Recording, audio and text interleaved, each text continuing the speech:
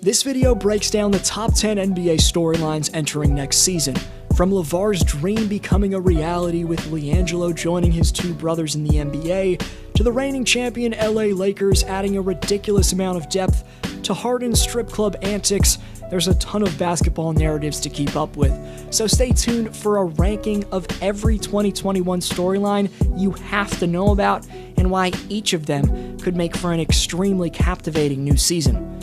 If you're already subscribed, welcome back to D-Flow Hoops. If you're new here and a basketball fan interested in NBA rankings, predictions, and stories, welcome aboard. You came to the right place. Please subscribe and click the bell so you get notified every time I post new content, which is at least twice a week. Commenter shout out to Pearl, answering my question by predicting the Rockets will be a 2 or 3 seed in the West, going on to say Houston could get back to the West Finals. Thanks for every answer. The top 5 on the Speaks board at the end of 2020 get yearly giveaways, and the board resets in 2021. The question's on its way for next video shoutout. 10 compelling younger stars. In the 2021 season, there's the most young talent in the NBA since the LeBron, Carmelo, Wade era in the early 2000s. Luka Doncic, Trae Young, Jason Tatum, Devin Booker, Zion Williamson, and Ja Morant could and should make the jump from all-star caliber to all-NBA players this year. There's also a ton of players who have a chance at taking that initial step into stardom.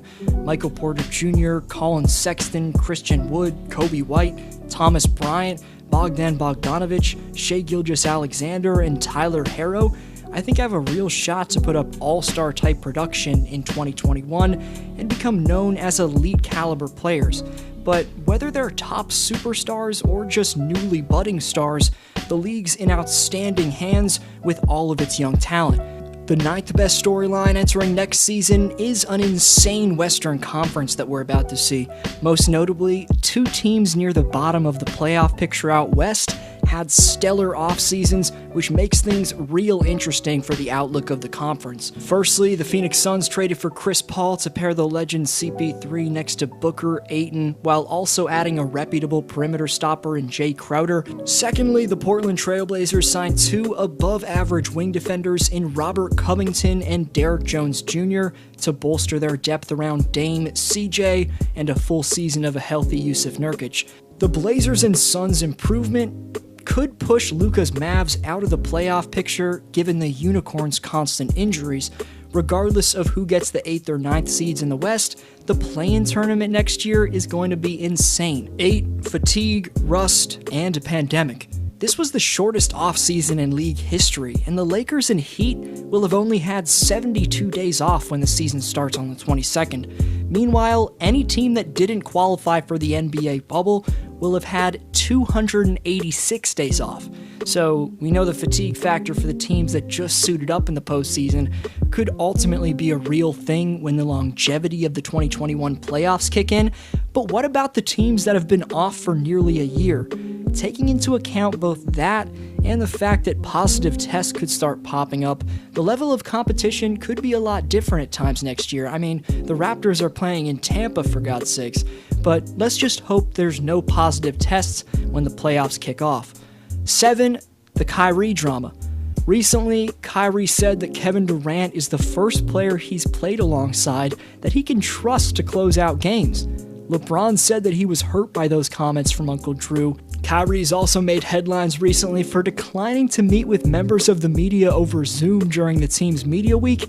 Irving instead released a 4-paragraph-long statement that basically just uses the tough year as an excuse not to do part of his job. Last year it was his mood swings that I covered in a similar list to this. Before that, it was the flat earth drama, and now Kyrie's antics have returned, and with all of Brooklyn's egos, don't be surprised if Kyrie continues to generate headlines throughout the whole year. 6, contenders improving. 2 contenders specifically that have made conference finals appearances in the last 5 years in the Bucks and Rockets have significantly improved for the 2021 season.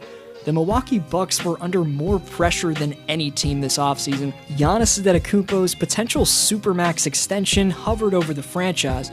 The front office had to be active, and they did that this offseason, landing Drew Holiday in a trade without giving up Middleton or Lopez, while signing two very nice bench pieces in DJ Augustine and Bryn Forbes. Milwaukee also picked up a stretch big in Bobby Portis and a wing defender in Torrey Craig. For the first time in his career, though, the Greek Freak's surrounded by two all-star caliber players in Drew Holiday and Chris Middleton. So even though they couldn't end up getting Bogdanovic, the Bucks are still my favorite to get out of the East this year. Then there's the team I spoke about in my last video in the Houston Rockets, and despite being bogged down by the attention that Harden's getting for both going to the strip club and requesting trades, the Rockets have added some great pieces by signing a rising big man in Christian Wood. They also picked up a former 20-10 guy in DeMarcus Cousins, and recently made a massive splash by trading Westbrook for John Wall. Wall's looked sensational in workouts for months now. More on the Rockets in my last video, but moving on. 5 new coaches. Shockingly, 30% of the teams in the NBA decided to bring in new coaches this offseason. Two-time MVP Steve Nash is now tasked with managing the egos of Irving and Durant, as he's the new Brooklyn Nets head coach, signing a reported 4-year contract. Also, according to Shams Charania of The Athletic, former NBA All-Star Amari Stoudemire is going to join Nash's coaching staff in Brooklyn. So that should be insane to see the former teammates on the floor now try to lead an NBA squad off the floor. Rounding out the new head coaches, former Bulls coach Tom Thibodeau takes over a Knicks team that hasn't made the playoffs in 7 consecutive seasons. Billy Donovan, who was 3rd in Coach of the Year voting, takes over as the new Chicago Bulls man in charge. Stan Van Gundy resumes his coaching career as he takes over for Alvin Gentry in New Orleans and will be tasked with developing Ingram and Williamson. Good luck, Pelicans fans. The OKC Thunder promote their assistant coach in Mark Daigneault to be the primary man in charge. The Houston Rockets replace Mike D'Antoni with the son of basketball legend Paul Silas, Steven Silas, who's been an assistant coach or a scout in the NBA since '99. The Clippers replaced Doc Rivers with Tyronn Lue. The Sixers replaced Brett Brown with Doc Rivers. And lastly, the Pacers signed former Raptors assistant Nate Bjorkgren to be their head coach. 4 healthy juggernauts. In total, there's 10 healthy superstars that'll be fully recovered from injury this season. We should have had the fully healthy Splash Bros, but we'll settle for a combination of a bona fide top 5 player in Steph Curry, surrounded by Kelly Oubre and Andrew Wiggins in the Bay. Kyrie Irving and Kevin Durant will finally form the lethal duo we've been anticipating as KD's Achilles is fully recovered. Meanwhile, in Houston, DeMarcus Cousins and John Wall are back from major setbacks as they're looking great in the Rockets training camp. Rounding out the returns, Blake Griffin's returning after surgery to his left knee. Karl Anthony Towns is back after a left wrist injury. Zach LaVine's at 100% after a left quad strain in February. LaMarcus Aldridge is healthy after a successful surgery to his right shoulder. And lastly, Clint Capella's finally healthy and in his new look Atlanta Hawk threads after recovering from a heel injury. 3. The Lakers' ridiculous depth. After bolstering their roster around AD and LeBron by picking up the 6th Man of the Year Montrezl Harrell and trading for the runner-up for that award in Dennis Schroeder, the reigning champs have the best storyline of any team. You can't forget the Lake Show also signed veteran three-point marksman Wesley Matthews in free agency, who brings extremely valued floor spacing for LA's star power, and they also brought in former All-NBA player and Defensive Player of the Year Marc Gasol, who's an upgrade over any player in the Lakers' center rotation from last year. Unlike Dwight Howard or JaVale McGee, Big Spain can shoot the 3-ball and can facilitate at a high level. Gasol had extremely nice chemistry with Kawhi Leonard, and he should be able to replicate that with LeBron James. Additionally, the LeBron James and Montrezl Harrell pick-and-roll combination should be an explosive pairing.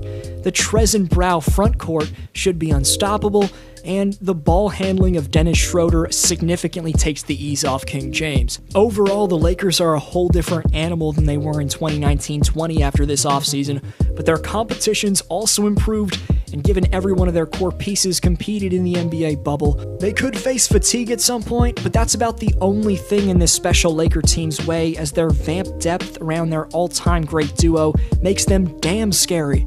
2. Harden, strip club, and trade rumors. To start the offseason, Harden made headlines for reportedly wanting to create a big three with the Brooklyn Nets, but most recently it's been the Sixers who've been reported as a top threat to land the beard. But the biggest bombshell was Harden missing Rockets practice and training camp to go to a strip club. The Houston Rockets might not be willing to part ways with James just yet, but it's hard not to question his commitment to the team after this incident. In fact, Harden's been a man of the town recently, having also been spotted at Lil Baby's birthday party, where he gifted the rapper with $100,000 cash and a $200,000 Richard Mille watch.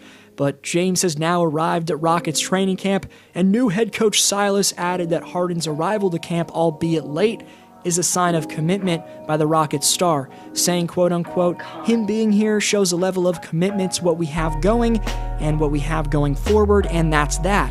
1. The Ball brothers. LeVar's dream has become reality, even though the big baller didn't think his son LiAngelo would make the league a few years ago. But how could this not rank as the best storyline entering next season? It's utterly astonishing that LiAngelo's joining his brother Lonzo and the recent number 3 overall pick LaMelo in the best basketball league in the world. Growing up, the 3 Ball brothers all had dreams of becoming high draft picks and NBA All-Stars. Lonzo and LaMelo both achieved part of that dream after getting drafted number 3 and number 2 overall, respectively, within the span of 3 years. But the middle brother LiAngelo has mostly gotten lost in the shuffle with the success his siblings have achieved in their basketball careers, and it's not as if LiAngelo's been a disappointment either. LiAngelo actually averaged more points per game in high school than both Lonzo and LaMelo. He scored 30.3 points per game for Chino Hills High School over his junior and senior seasons. He received a scholarship to play at UCLA with Lonzo, but he left the program before even playing 1 game. After leaving the UCLA program, LiAngelo wasn't selected in the 2018 NBA draft. He went on to play for the Los Angeles Ballers in the Junior Basketball Association before getting a chance in the NBA with the OKC Thunder's G League affiliate.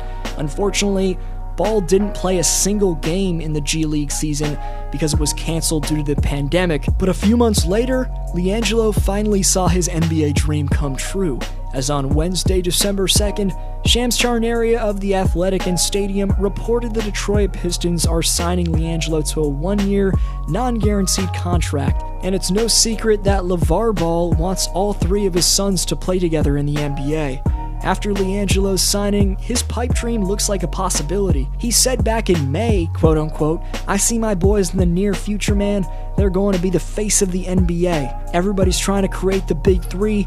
They've been the big 3 since they've been babies, and people are telling me, man, you know the odds of all 3 of your boys being on the same team?